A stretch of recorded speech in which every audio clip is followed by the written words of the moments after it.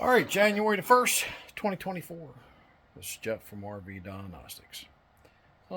Today I'm working on fixing a thermal pane window. This window that I took out was out of a Beaver/Monaco entry door. That's basically what it looks like. Okay. So over here were 4 bolts holding these in, screws T20s, and they're covered with a sealant, so you got to really take your time and get them out. Once I got them out, that piece come off right there. You just slide it. You got to take your time, and I mean like an 1/8 inch at a time. Then the seal will break loose. Then you pull this out of that gap down there.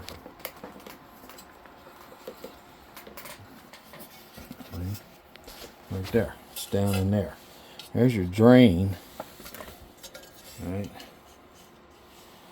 there. You can almost see it through. There you go. So this is the outer window. This is the inner window. That's the thermal pane. So then the water goes down the window and out these drains. You got to keep these clean, folks. I've talked about that before. I made a video. Hopefully that message ain't showing up. Alright, so now I'm going to peel the rest of this off. It's just opens up, spreads a little bit. You got to take your time. Alright. Then the fun part comes. I'll pull all this off. Alright, there you go. Like that.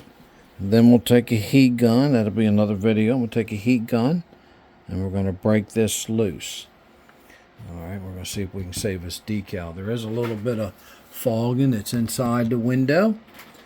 Got to clean that really good, so I got to polish the inside the windows, clean them good. I'm in now has to have a dehumidifier put in. The more that I pull down the moisture in here, like if I get it down to 20-30, the better off that window will not have moisture in it when I seal it. Okay. All right, so thanks. This is Jeff from RV Diagnostics. Hold on, I'm gonna try to put you on hold.